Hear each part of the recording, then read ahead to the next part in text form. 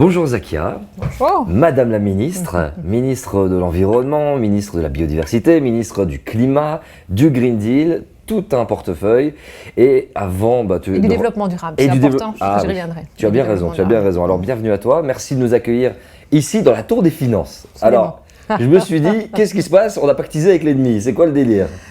C'est-à-dire que le nerf de la guerre reste les finances, enfin, pour le dire en riant, donc c'est par hasard qu'on est là, mais c'est vrai que le clin d'œil est sympa. Pour ce qui concerne les politiques climatiques, etc., on pense toujours spontanément à l'enjeu de la mobilité, de l'énergie, enfin c'est le plus simple.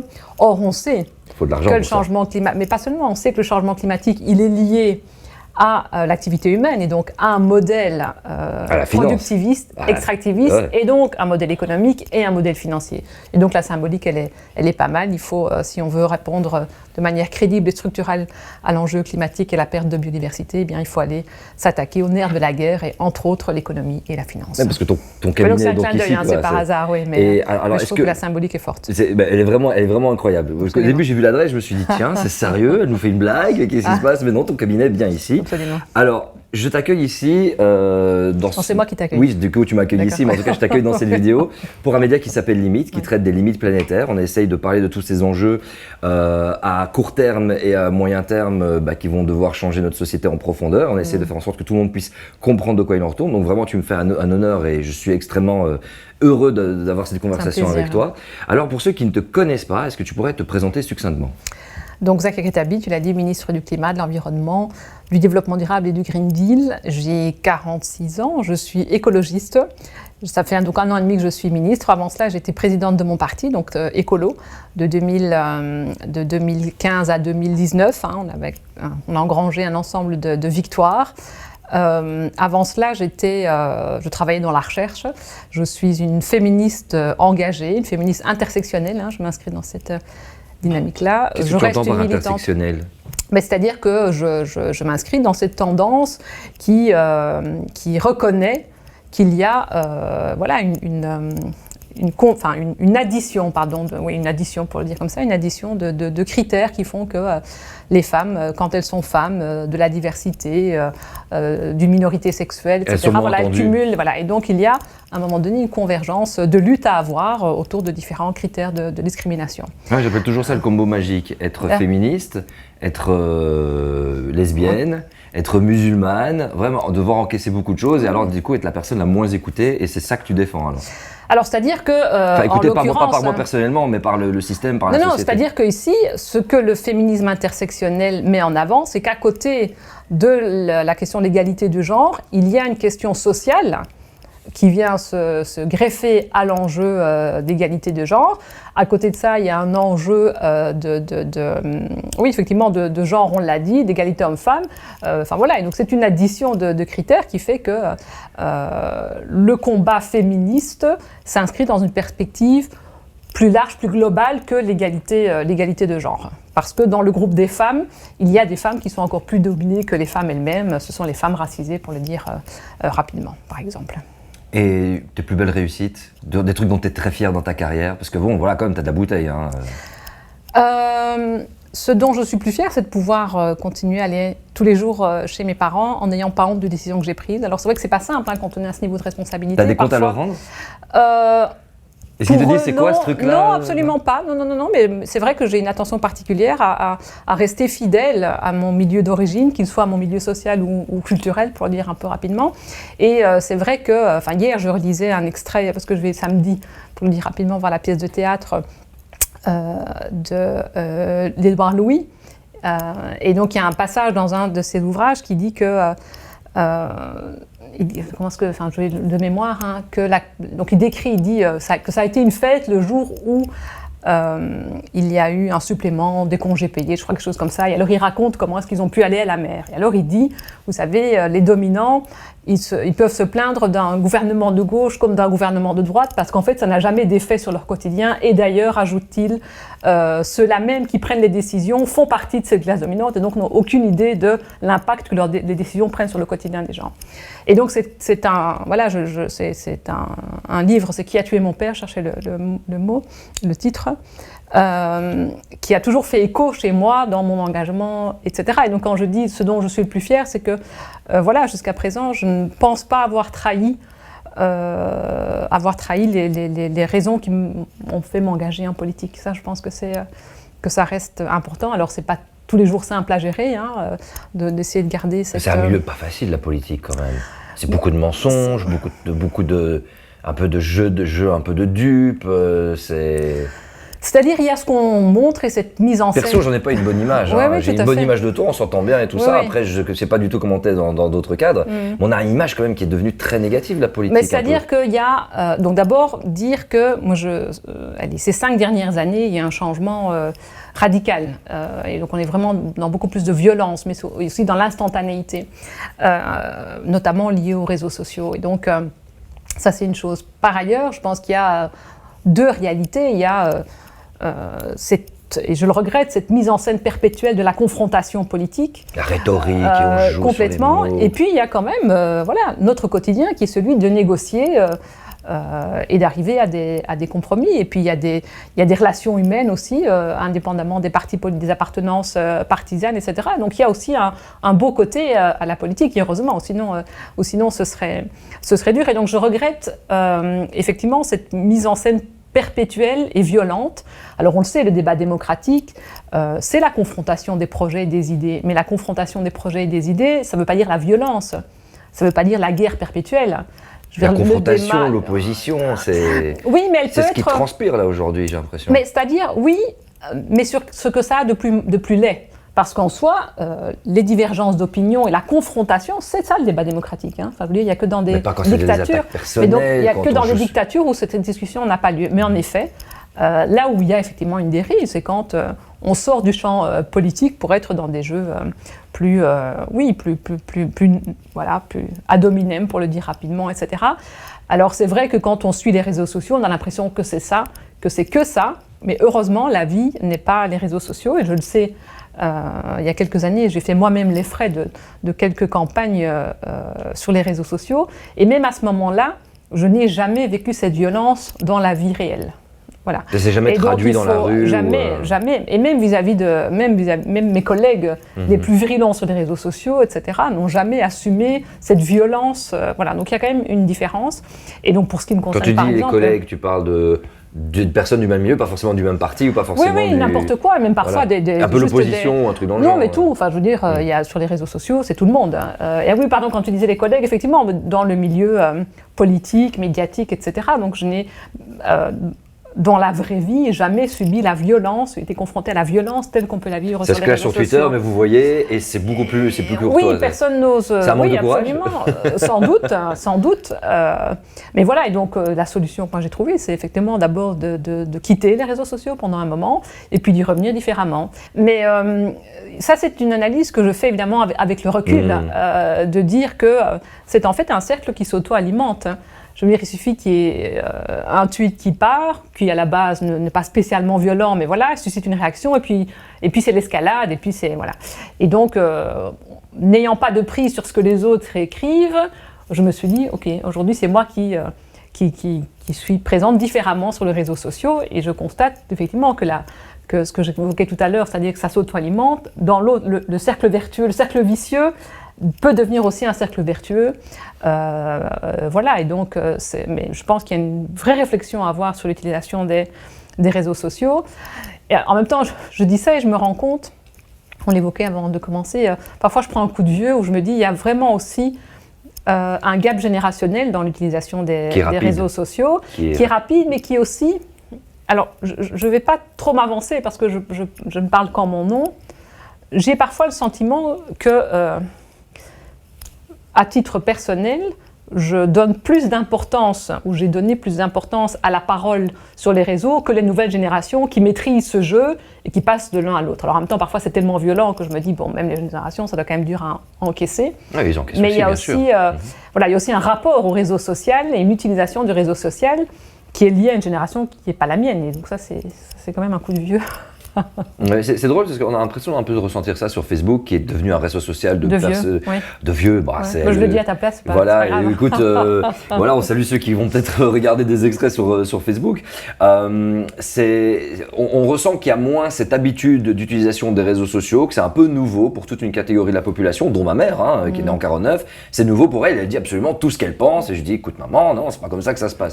Donc, est-ce que c'est quelque chose qui doit se passer, où les gens, je veux dire, cette génération-là de personnes qui découvrent, enfin, qui sont vraiment très actives sur Facebook, bah, ma génération, c'est un peu plus jeune, on va dire que ce soit tous les réseaux, on a un peu un recul, on est né dedans, on comprend, on connaît, on se dit, on garde un certain recul.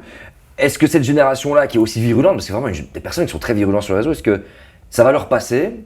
Ou est-ce qu'au contraire, justement, ils se disent « Ah, ça y est, j'ai la tribune et je vais pouvoir enfin faire passer mes idées les plus nauséabondes possibles ?» Parce qu'on remarque que les personnes se retrouvent énormément avec leurs idées nauséabondes et font beaucoup de bruit. Ouais. Ça s'amplifie énormément. Il y a plusieurs choses. D'abord, les algorithmes font que tu n'es confronté que à des gens. Enfin voilà, et donc tu alimentes une vision, un récit, des arguments. Enfin voilà, et s'ils sont violents, ben toi-même, dans ton rapport au réseau social, si tu n'y prends pas garde, tu n'es confronté qu'à cela. Mais par ailleurs, d'abord, je pense que bon, ça change. Enfin, les réseaux sociaux, on ne peut pas tous les comparer. Je veux dire, sur Facebook, c'est pas 140 caractères, quoi. Et donc, tu peux aller plus loin, argumenter, etc. Mais moi, je sais que, par exemple, Twitter, quand j'étais présidente, parce que tu disais, tiens, est-ce que les gens peuvent changer dans leur utilisation ? Je veux dire, c'est clair que j'ai utilisé Twitter, donc j'étais élue présidente, j'étais inconnue au bataillon, et donc il a fallu, et par ailleurs, chez Écolo, comme on ne cumule pas, je n'étais plus au Parlement pour avoir une tribune où les médias sont là, etc. Donc moi, j'ai utilisé... alors ça n'a jamais été violent comme ça l'est aujourd'hui, mais en tout cas ça m'a servi pour attirer l'attention, en tout cas de la sphère médiatico-politique qui est présente là, parce que Twitter ça reste quand même ce milieu-là. Et donc c'était des hameçons que je lançais, pas violents, provocateurs sans doute, mais jamais violents. Et c'est vrai que ça prend. Et donc du coup, comme je sais que ça marchait, quand tu tentes de faire passer un message qui passe pas, je savais que je lançais un tweet et hop, dans la foulée, il y avait des choses. Et donc ça n'incite pas à ce qu'on se calme ou à ce on change de ton. Voilà, c'est le jeu, il faut le savoir. Je pense qu'il y a un vrai enjeu d'éducation aux médias sociaux, parce que, alors ici, je suis en train de dire tout le mal que ça peut être, mais c'est des formidables opportunités. Ah, on est dessus, on l'utilise dans ce sens-là aussi, bien sûr. C'est-à-dire sur des enjeux de solidarité, on entend parler sur des enjeux de solidarité, sur des enjeux d'initiative, d'innovation, etc., mais on est en contact avec la Terre entière. Et donc, il ne tient qu'à nous d'alimenter la face la plus positive de l'usage des réseaux sociaux. Force est de constater que le politique n'a pas fait ce choix-là et je le regrette. Parce qu'on sait bien que ces réseaux sociaux, de toute façon, on n'est même pas là que pour en parler, mais ça fait partie de la transition, ça fait partie un petit peu de ce nouveau monde que tout le monde essaie de construire, pas tout le monde, certaines personnes, chacun a un peu son idée du nouveau monde. Ils sont construits et sont fondés forcément sur des principes d'émotion. On est touché par l'émotion, ça nous fait réagir, ça nous amène dans des états où on réagit à chaud et on peut se dire, ah bah tu sais quoi, on va faire un convoi qui va bloquer les villes parce qu'on part du principe que le changement climatique c'est une grosse histoire créée par un monsieur là-bas aux États-Unis, par Greta Thunberg et que c'est un gros truc pour nous faire passer un nouvel ordre mondial. Je fais des références à des choses qui se passent actuellement et je peux faire des références à des films comme Don't Look Up. Est-ce qu'il ne faudrait pas à un moment donné simplement légiférer de façon claire et précise sur comment fonctionnent les réseaux? Est-ce qu'il ne faut pas dire à Facebook et à YouTube, bon arrêtez vos histoires parce que ça commence à créer des dérives immenses, ça crée de l'obscurantisme. C'est-à-dire c'est là qu'ils trouvent leur tribune et qu'au final, dans les enjeux de demain, qui sont des enjeux pour toi, pour moi, pour mes enfants, à court terme, est-ce qu'il ne faudrait pas, en fait, à un moment donné, appuyer sur un bouton de grosse régulation parce que lorsque les vraies mesures vont devoir se mettre, et on va en parler de ces vraies mesures, de ces changements, de ce changement de société qui ne va pas forcément être facile. Est-ce qu'à partir du moment où il va falloir faire un mouvement, est-ce que les réseaux sociaux ne vont pas être notre ennemi là-dedans ? Je ne crois pas. Quand on voit par exemple le mouvement des jeunes, qui est un mouvement international, c'est aussi grâce aux réseaux sociaux que tous ces jeunes sont interconnectés. On les a vus à Glasgow, tu y étais avec moi, et donc de Greta en passant par Adélaïde, enfin voilà, je veux dire, tous ces gens sont aussi en connexion grâce aux réseaux sociaux. Donc on ne peut pas dire que, il n'y a pas qu'une face noire, c'est à nous à faire en sorte, c'est une ouverture sur le monde extraordinaire, et donc je ne réduirais pas. Autant les tenants de mon modèle de société sont aussi présents que les autres. Et donc, le débat démocratique, enfin, je veux dire, l'extrême droite est représentée au Parlement, et je n'ai... Alors, c'est aussi un combat d'une vie pour moi, le combat de la lutte contre l'extrême droite. Et pourtant, mon combat ne passe pas par l'interdiction de la présence d'un parti d'extrême droite. Je veux dire, c'est la démocratie. Bien sûr, la démocratie fait que l'extrême droite investit énormément dans les réseaux sociaux. Non, mais qu'est-ce qui fait gagner l'extrême droite ? Oui, tout à fait. Tu as vu les sommes qu'ils ont investies, c'est beaucoup plus que... Absolument. C'est 10 fois plus qu'écolo. Absolument. C'est dangereux un petit peu, ça. Mais donc, est-ce que, je veux dire, il y a... Alors oui, mais donc il y a l'enjeu de la régulation, parce qu'il n'y a pas que l'extrême droite, je veux dire, le PTB comme la NVA investit. Donc il y a un enjeu sur, est-ce que, et là mon parti, en l'occurrence, si c'est Pléamis qui parle, mais met sur la table une proposition effectivement de réduire la possibilité pour les partis d'investir dans les publicités, voilà, etc. Ça c'est une chose. Mais par ailleurs, je pense que notre responsabilité, enfin, ce que tu décris, c'est, tu casses le thermomètre, mais pas la maladie. Je veux dire, l'enjeu, c'est de faire en sorte qu'ils puissent continuer, s'ils le souhaitent, à investir autant d'argent sans que ça ne fasse écho chez les gens. Je veux dire, les gens sont sensibles aux thèses qui sont, que ce soit des thèses climato-sceptiques, etc., parce qu'ils ne trouvent pas de réponse ailleurs, par exemple. Et donc moi, le débat démocratique et mon intervention mon rôle politique, c'est d'essayer d'investir le champ démocratique et de convaincre. Et donc il y a un vrai enjeu, je l'ai dit, par rapport aux médias, d'éducation aux médias, puis il y a un vrai enjeu de conviction. Oui, mais Zakia, et de mise en... Ici, pour aujourd'hui... Excuse-moi, hein, quand les gens commencent de plus en plus à galérer en fin de mois... Oui. Mais c'est pas en interdisant le belang qu'on va répondre, c'est en faisant en sorte qu'ils ne galèrent plus. Voilà, c'est ça, mais qu'ils galèrent plus. Donc c'est pour ça que je disais, c'est le thermomètre et pas la maladie. Quand tu dis, on dit stop aux réseaux sociaux, on ne permet plus à certaines thèses d'être portées, et de trouver un écho sur les réseaux sociaux. Non, moi, et là, c'est une pierre dans mon jardin, dans le jardin des partis, qu'ils soient de droite ou de gauche, mais démocratiques. Quelle réponse nous avons apportée, crédible, pour que les gens n'aient pas à aller écouter les réponses, que ce soit des climato-sceptiques ou d'extrême droite, et quand parfois les deux ne se confondent pas.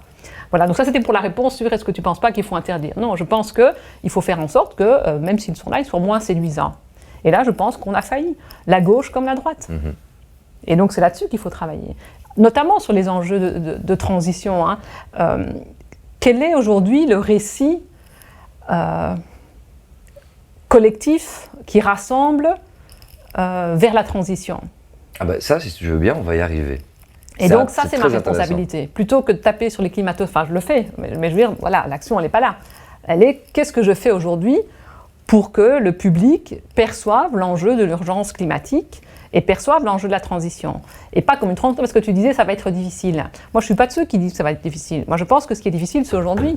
Ce qui est difficile, c'est qu'on a eu, en Wallonie, en juillet, des décès liés à des pluies diluviennes, à l'incapacité des terres. Oui, si on ne fait rien, d'où la nécessité de la transition. Donc la transition, c'est pas comme certains veulent le faire croire à leur tour à la bougie. La transition, c'est permettre à toutes et à tous de vivre dignement dans un environnement sain et dans une perspective égalitaire. Le progrès peut continuer dans une transition, bien sûr. Complètement, mais bien sûr, évidemment. Mais après, évidemment. tout dépend de la question du progrès, de comment est-ce que les choses sont vues.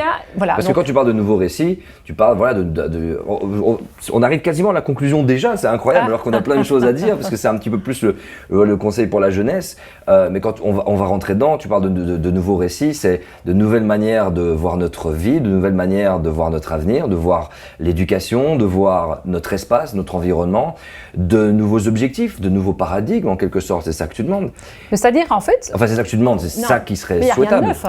C'est, donc, dans mon objectif final, il n'y a rien de neuf. Je pense que l'humanité cherche le bonheur. Voilà.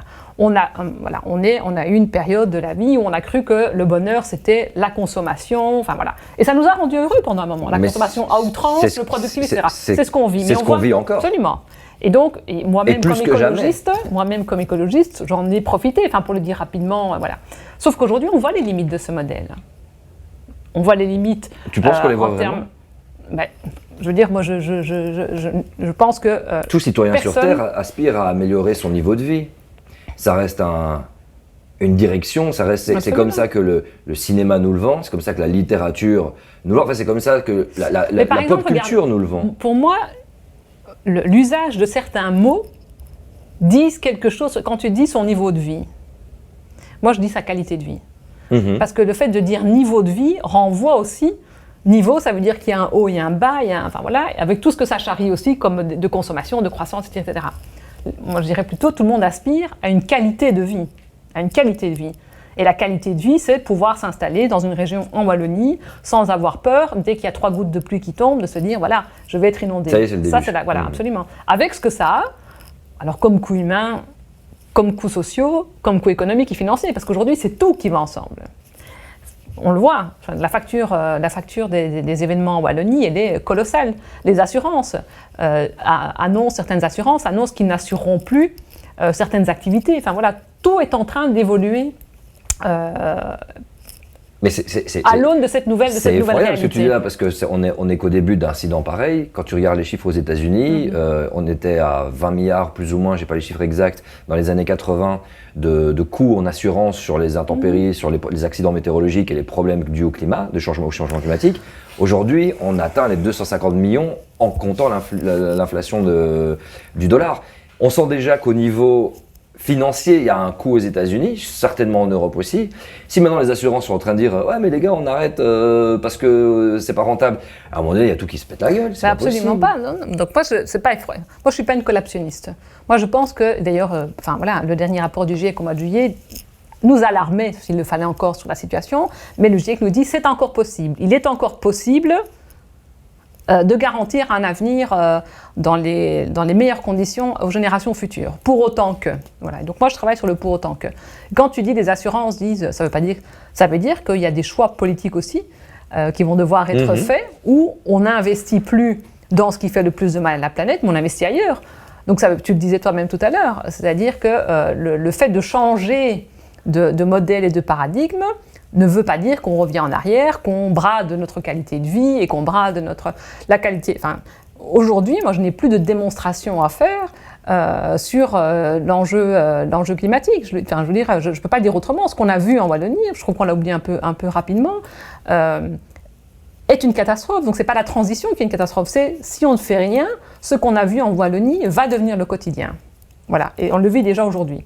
Alors, qu'est-ce qu'on fait pour que ça n'arrive plus ? Et on a les leviers. C'est un choix politique. C'est comme,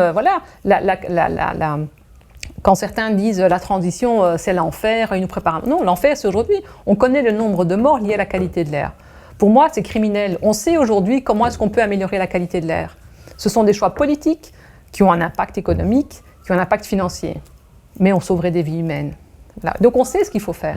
Et donc il va de la responsabilité de notre génération politique de faire les choix. Mais parce que contrairement à ce qu'on pense aujourd'hui quand on entend la classe politique presque unanime se préoccuper du climat, ce qu'on ne dit pas, c'est que la réponse à apporter, elles diffèrent en fonction. Penser que la question climatique n'est pas une question politique, parce qu'on entend des gens qui disent c'est neutre, c'est pas vrai, c'est une question politique l'enjeu du climat. Pourquoi ? Parce qu'on sait que derrière le changement climatique, il y a un modèle économique et un modèle financier. Et donc, si on veut répondre à l'enjeu climatique, il faut s'attaquer il faut apporter des réponses radicales, c'est-à-dire remettre en question profondément le modèle productiviste, extractiviste, tel qu'on l'a connu avant. Et ça reste, et du coup, ça s'inscrit, j'ai presque envie de dire, dans une vision politique, avec une vision de gauche et une vision de droite. Et donc, la discussion, elle reste une discussion éminemment politique. Quel choix est-ce qu'on pose pour la transition et pour la transition juste? Moi, je ne suis pas de ceux qui pensent que la technologie va nous sauver. Voilà, je ne suis pas une anti-technologie, que ce soit les éoliennes, le photovoltaïque, vive la technologie. Mais pas une révolution par la technologie. Penser que la technologie va nous sauver sans remettre en cause aussi certains comportements, c'est se tromper. Et en plus, c'est aussi ne pas appréhender la problème dans sa globalité. Je veux dire, quand aujourd'hui, on pense que l'électrification, par exemple, de notre parc automobile va nous sauver, sans se dire qu'il faudra quand même moins de voitures, même si elles sont électriques, mais il en faudra moins, c'est aussi fermer les yeux sur les limites planétaires. On sait les batteries dont on aura besoin pour ces voitures, d'où viennent les matières premières. Elles viennent d'Afrique. À un moment donné, la Terre, elle ne peut pas donner plus que ce qu'elle a. Voilà. Et donc, nous avons, d'une part, et par ailleurs, on connaît les conditions, par exemple, de travail de toutes ces personnes, parfois des mineurs, des jeunes enfants, qui travaillent dans la mine pour extraire les matières premières qui nous permettent à nous d'appréhender la transition sans changer de comportement. Donc, la cosmétique ne suffit pas pour répondre crédiblement à la crise climatique. Et c'est ce qu'on ressent aujourd'hui, on met un petit pansement par là, on maquille par là. Le greenwashing est complètement légion dans la publicité. Je deviens fou quand j'allume la télévision. Mais littéralement, tout est greenwashing. Absolument. Il n'y a absolument rien dans ce qui est proposé qui est sustainable et qui est durable pour pas faire dans l'anglicisme. Et si je peux juste ici revenir alors au début de l'entretien quand tu évoquais que j'étais à la Tour des Finances. Et donc, précisément, je pense que, et c'est l'objet de ma politique, puisque moi, comme ministre du Climat, je n'ai pas une politique et un levier en tant que tel à mettre en œuvre. Je dois travailler avec l'ensemble de mes collègues pour que leur propre politique s'inscrive dans la neutralité climatique. Et donc, par exemple, mon collègue ministre des Finances, sa préoccupation, c'est la fiscalité, c'est la finance.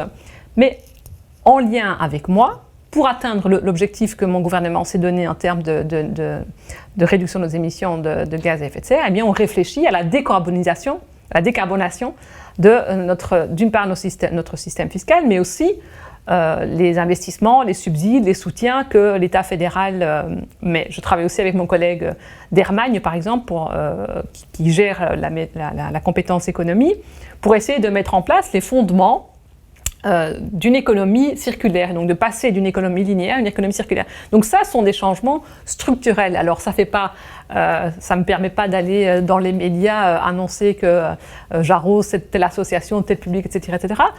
Mais il me semble qu'ici, on place les fondations d'un changement et d'une réponse structurelle à la crise climatique. Mais tu parles d'une réponse structurelle, mais quand tu parles d'économie circulaire, ça demande de réorienter l'industrie.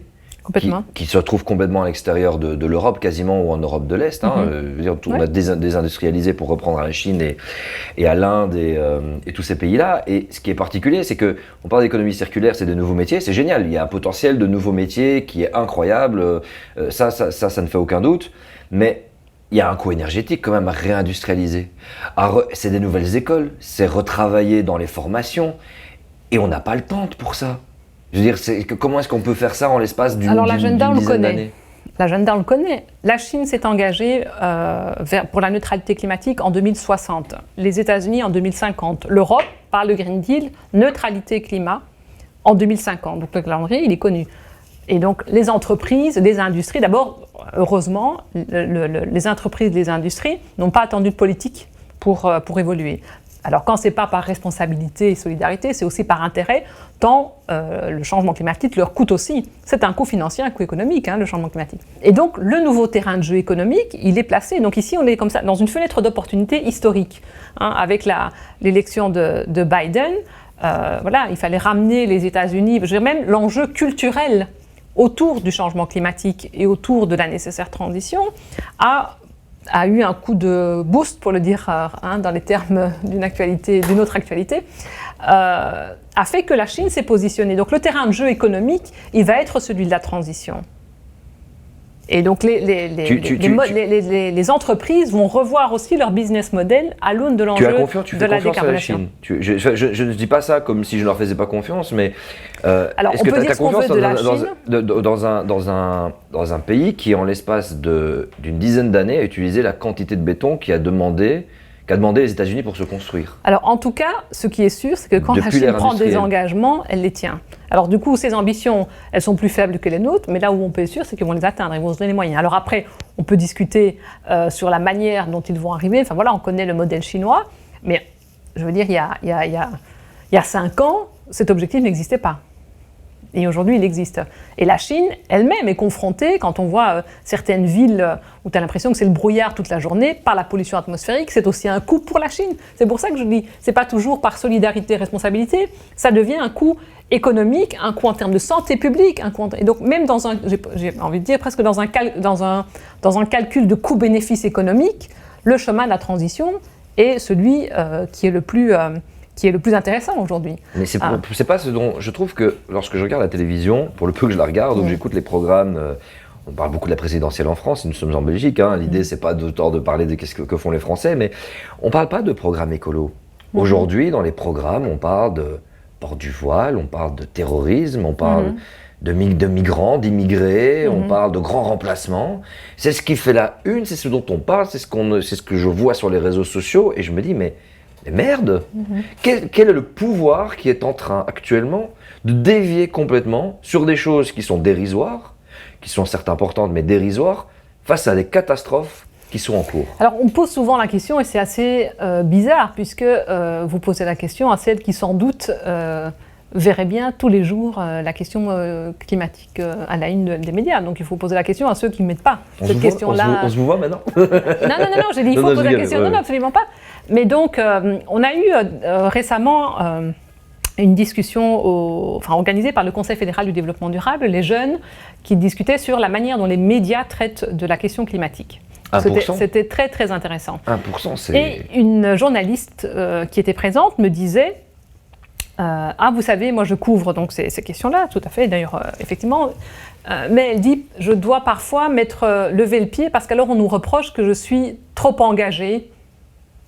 Et j'ai dit quoi? Je dis, attendez, il y a des journalistes, des éditorialistes économiques qui nous rabâchent à coups d'éditoriaux et d'articles tous les jours, toutes les semaines, la nécessaire austérité, à qui on n'a jamais dit, mais vous manquez, vous n'êtes pas neutre. Et quand on traite d'une réalité objective, on dit, vous êtes partisane. Donc il y a une vraie question, un vrai enjeu. Oui, parce que parler aux jeux d'enjeux climatiques, c'est considéré comme la politique, même pour les réseaux sociaux. Les réseaux sociaux c'est-à-dire vous parlez du climat, on dit vous faites la campagne d'écolo. Exactement. Ben, non. Mais donc du coup, on est face à un vrai problème. À tous ces journalistes économiques à qui on n'a jamais rien reproché et à qui on dit l'austérité. Moi, je leur dis pas vous faites la campagne des libéraux, quoi. Je veux dire, oui, il y a aujourd'hui une réalité objective du changement climatique et de ses effets dont il faut traiter. Ça mériterait qu'on en parle tous les jours, sans que ça tourne à des accusations partisanes ou autres.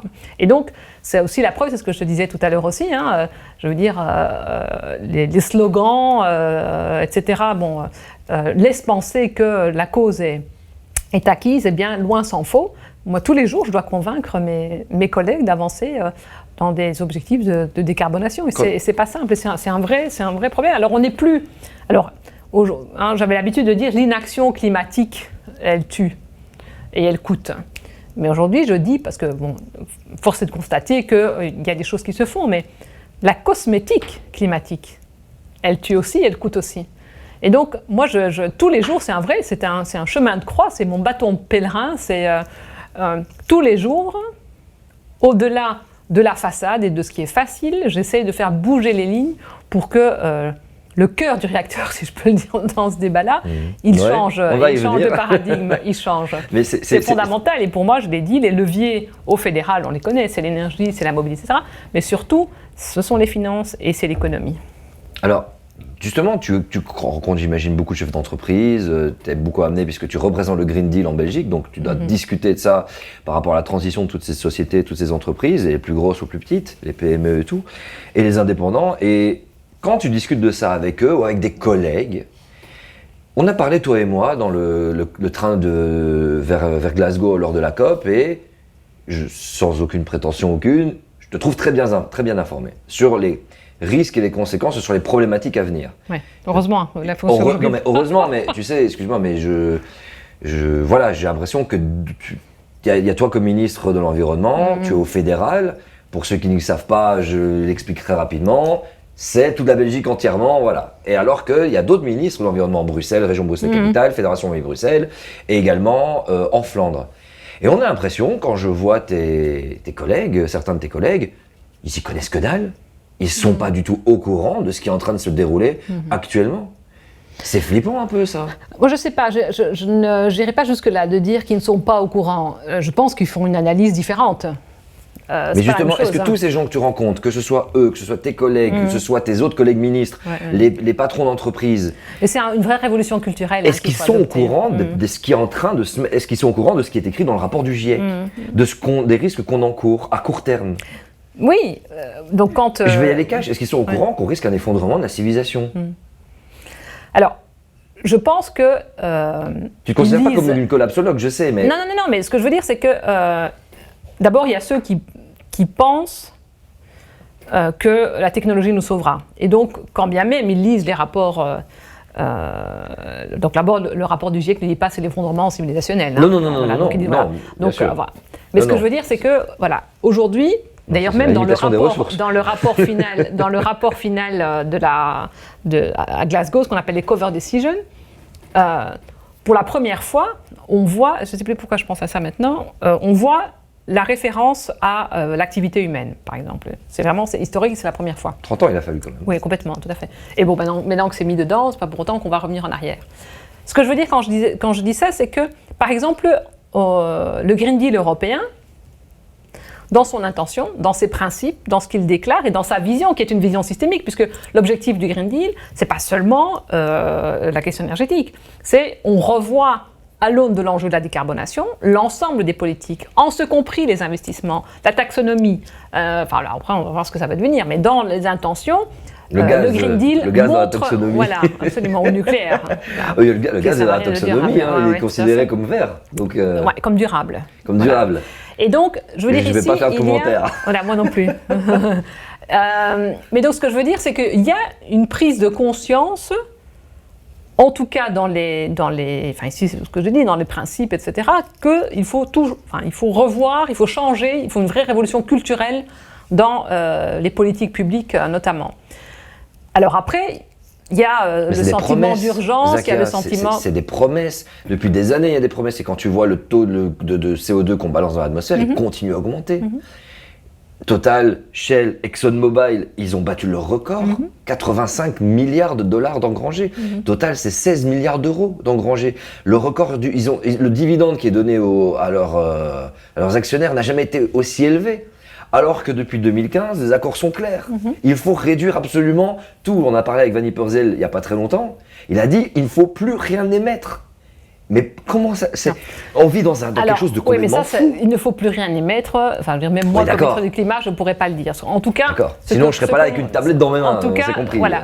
Non, mais ce que je veux dire, c'est que on s'est donné des objectifs à l'horizon 2030 et 2050. Mon gouvernement, puisque c'est là que j'interviens et que les objectifs sont là, s'est donné comme objectif une réduction de 55%. De participer à travers les leviers du fédéral à une réduction de 55% des gaz à effet de serre à 2030. À 2030, oui, tout à fait. À 2030. C'est le énorme. Gouvernement fait absolument. Et donc comment est-ce qu'on fait ça? Non, mais attends, excuse-moi, je vais accentuer ce que tu es en train de dire. Absolument. Parce que cette vidéo, je veux que ça se passe dans les écoles et tout. Moins 50%, moins 55%, c'est plus que ce qu'on a fait en 30 ans. Alors, donc, absolument. Alors, comment est-ce qu'on le fait? Si tu veux, pour le dire un peu rapidement, on a fait un rétro-planning à l'échelle de mon gouvernement.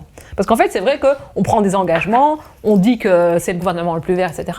Et jusqu'à présent, c'était la politique au doigt mouillé et au slogan, et puis voilà, aucun pilotage de la politique climatique. Ici, avec ce gouvernement, qu'est-ce que j'ai fait? On s'est donné cet objectif-là. Eh bien, j'ai fait un rétro-planning avec des objectifs à moyen et à long terme. On a préparé les feuilles de route, et donc on est sur les rails, en tout cas théoriquement dans les feuilles de route telles qu'on les a établies, pour atteindre l'objectif des moins 55% à l'horizon 2030.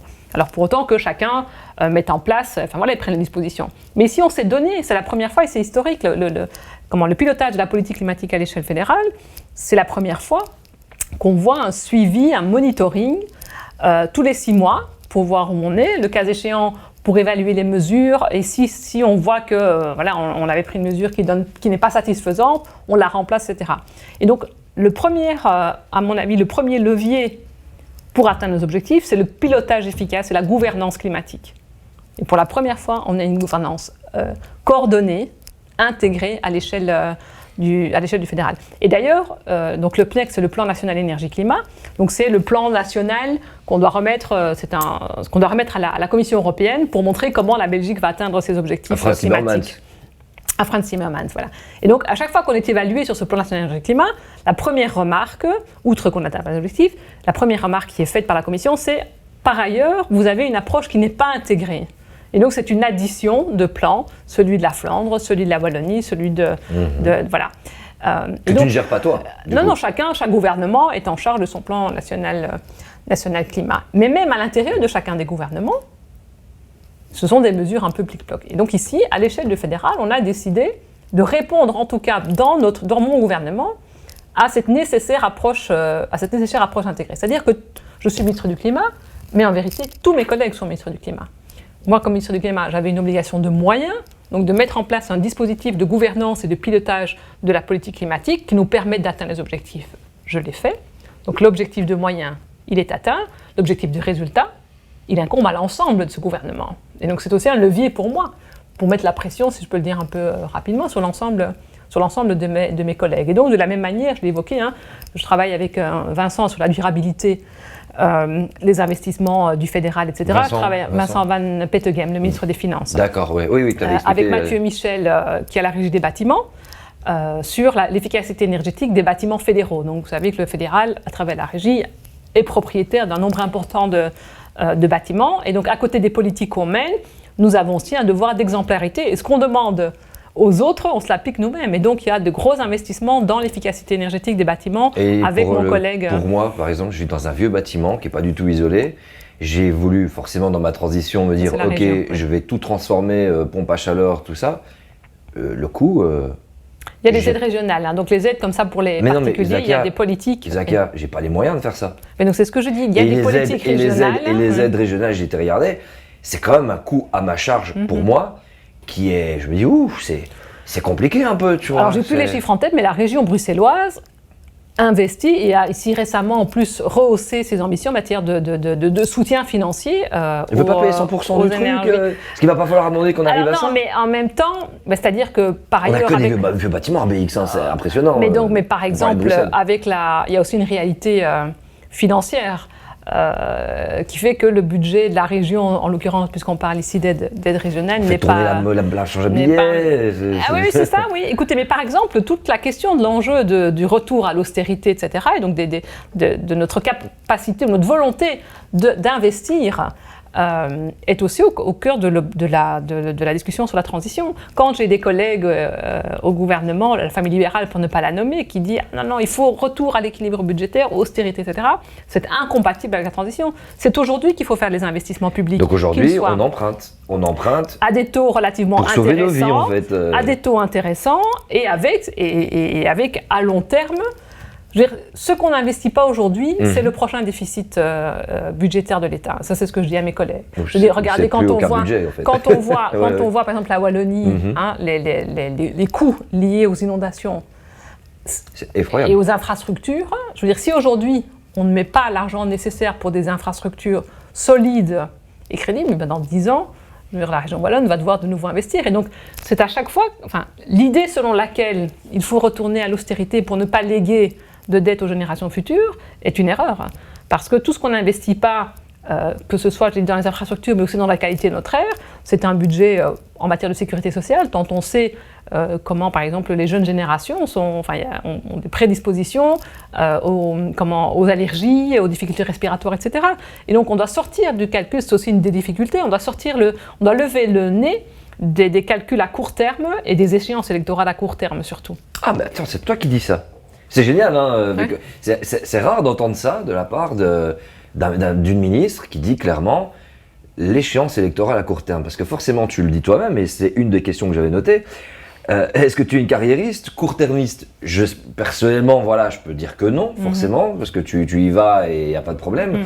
Mais c'est compliqué de devoir prendre toutes ces mesures-là à partir du moment où le schéma de pensée d'un politicien, c'est se dire « je dois être élu ». Absolument. Et que j'en ai côtoyé beaucoup des politiciens dans ma vie, et ils aiment bien t'appeler au moment où on est proche des élections, puis après on ne te calcule plus. Ça aussi, c'est toute une éducation qu'il faut leur faire. Est-ce que c'est quoi? Il faut attendre une nouvelle génération, mais quoi? Est-ce que cette génération-là...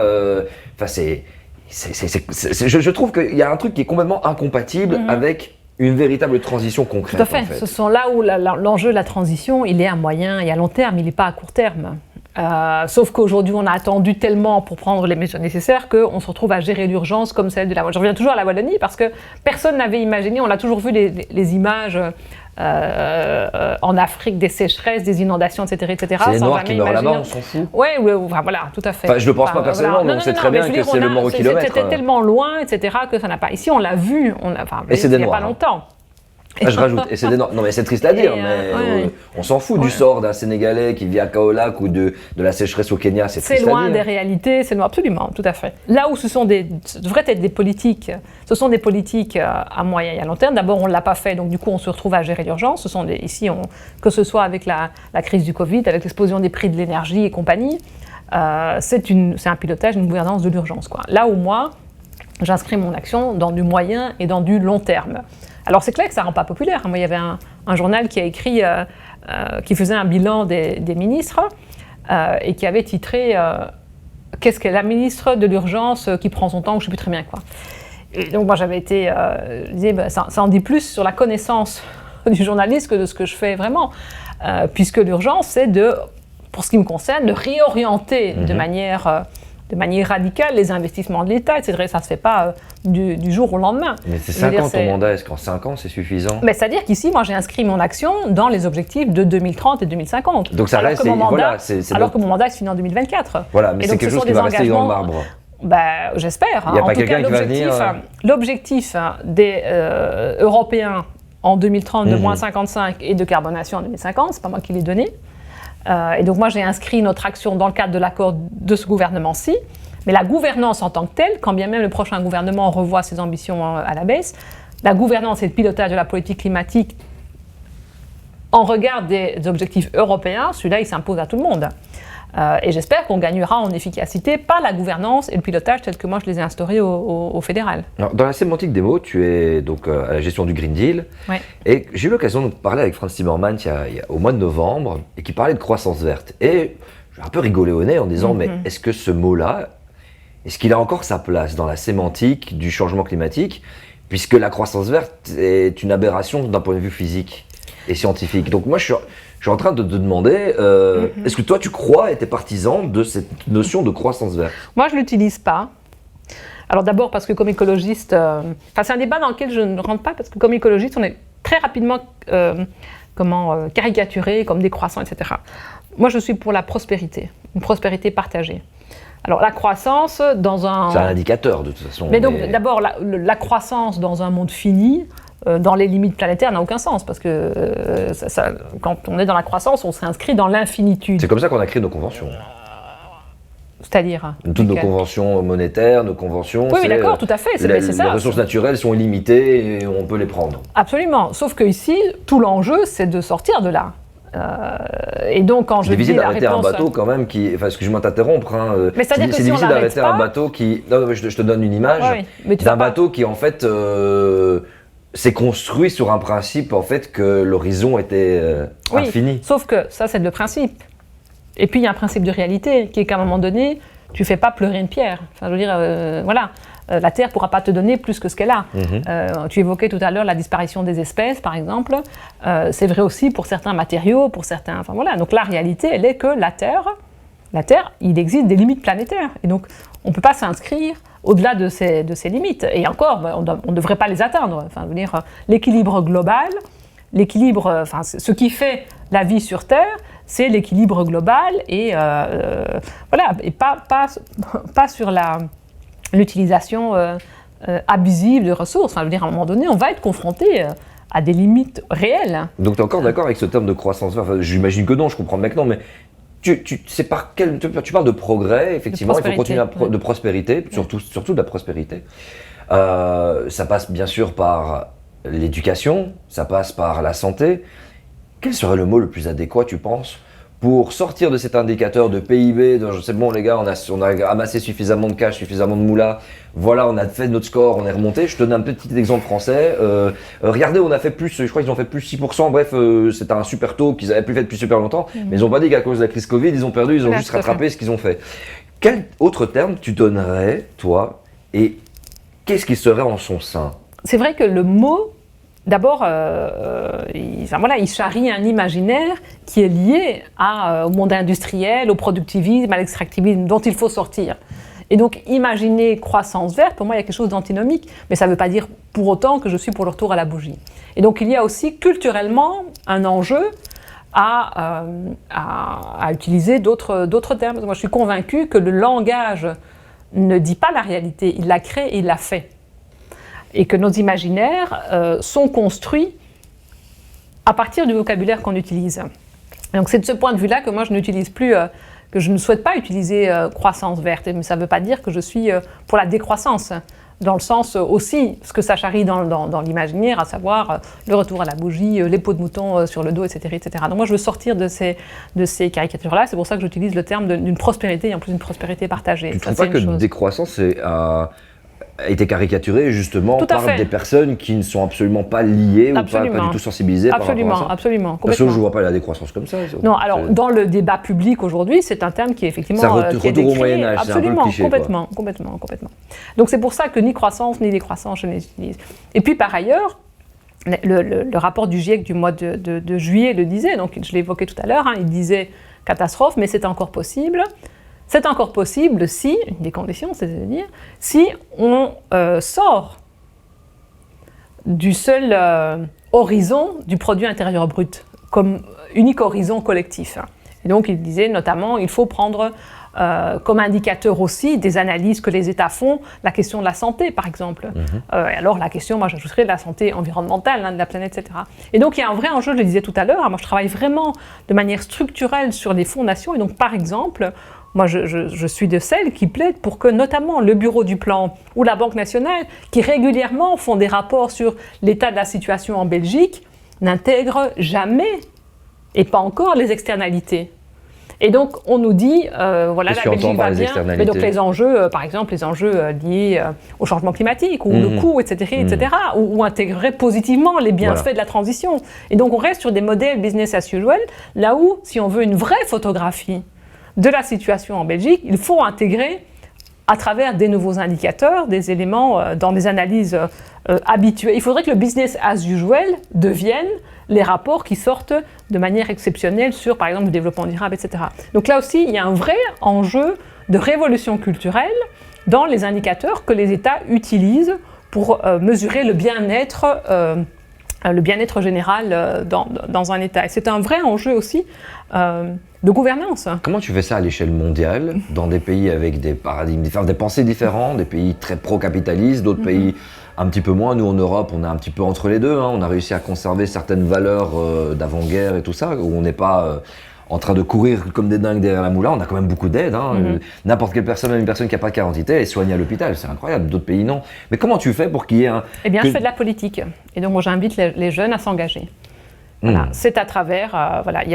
aujourd'hui, nous avons besoin de gens qui pensent, qui rêvent un autre monde, qu'ils le fassent, puisqu'aujourd'hui, ça reste le levier de changement. Alors, soit on laisse tout à l'économie et à la finance, que moi, je n'ai pas voulu faire, c'est pour ça que je me suis engagée en politique. C'est pas simple tous les jours, le rapport de force n'est pas toujours favorable aux politiques. Mais s'il n'est pas toujours favorable aux politiques, c'est parce qu'à un moment donné, une génération politique a fait le choix de laisser la finance et l'économie dicter leur ton. Et donc, moi, je pense que ça passe notamment par... Et quand je dis engagement politique, c'est pas toujours partisan. C'est, engagez-vous. Battez-vous pour les causes qui vous sont chères. Battez-vous, faites entendre votre voix, notamment à travers des engagements dans la société, mais aussi politiquement. J'ai envie de rendre, et ce sera peut-être la conclusion, à la politique, c'est lettre de noblesse. Moi, je le dis, on est... aujourd'hui, moi comme ministre, comme Zakia Khattabi, avec ce que j'ai dit de mes engagements, etc., c'est pas tous les jours facile d'assumer la position que j'ai. Il y a parfois des décisions qui sont prises parce qu'on est cette partie avec lesquelles mais je ne donnerai ma place à personne d'autre parce qu'il y a une vision que j'apporte qui ne serait pas présente si moi je n'étais pas là. Alors je le dis pas, je le dis avec beaucoup d'humilité et pour inviter chacun et chacune qui aujourd'hui sans doute à juste titre, porte un regard critique sur la politique, eh bien, engagez-vous, venez faire bouger les lignes, faites porter votre voix, portez votre voix dans les espaces où les choses se décident. Voilà. Est-ce que pour toi, c'est comment dire, tout ce que tu viens de dire, est-ce que pour toi, c'est une raison de vie ou de mort? C'est-à-dire que, je l'ai dit tout à l'heure dans le livre d'Édouard Louis, il disait, pour nous la politique c'était une question de vie ou de mort. C'est-à-dire que pour moi c'est pas, à travers mon parcours, etc., je suis fière d'être dans la fonction, etc., mais c'est pas une fin en soi. À la limite, je n'ai aucune satisfaction à dire je suis ministre. J'ai une satisfaction à dire tous les jours avec mes équipes, je travaille à semer les graines du changement. Voilà, et c'est ça qui me fait me lever le matin. Mais voilà, aujourd'hui c'est comme ministre, si demain c'est ailleurs, je le ferai ailleurs. Et donc pour moi, c'est pas une fin en soi. Et la politique, c'est pas du cosmétique et c'est pas du marketing. D'ailleurs, parfois c'est compliqué. Si vous regardez mes réseaux, etc., je relais très peu, par exemple, les communications, j'ai envie de dire corporate. Alors on fait du bon boulot au gouvernement, etc. La question n'est pas là. Mais voilà, j'ai ce profil-là qui est attaché à d'autres choses. Alors c'est aussi avec le parcours politique que j'ai. Enfin, je veux dire, j'étais présidente de parti, j'ai pris des coups. Je suis dans autre chose. Je suis vraiment dans une volonté de... Oui, qui est d'apporter ma pierre. Voilà. Aujourd'hui c'est ici, demain on verra où ce sera. Mais en tout cas, je pense qu'on peut me faire beaucoup de reproches, mais celui qu'on ne peut pas me faire, c'est de ne pas être sincère dans l'engagement que je porte et fidèle à ce qui m'a motivée au début. Alors tant que c'est le cas, je continuerai, puis pour la suite, on verra. Madame la ministre de l'Apocalypse, je non, te remercie du fond du cœur. Ça je refuse. Non, je ne veux pas qu'on finisse là-dessus. Non. Je ne veux pas qu'on finisse là-dessus. Certainement pas. Moi, je pense vraiment qu'il y a le projet... Voilà, J'aime bien titiller la part sombre Oui. de ces sujets. Et donc, moi je pense que l'apocalypse, c'est si on ne fait rien. Or, je suis là pour qu'on fasse les choses, précisément. Et donc, mon engagement, il est l'inverse. Donc, moi, c'est vrai que c'est beaucoup un travail de diplomatie que j'ai à faire et de conviction, mais j'ai envie de dire que je suis la ministre des générations futures. Merci. Merci à vous. Merci à tous.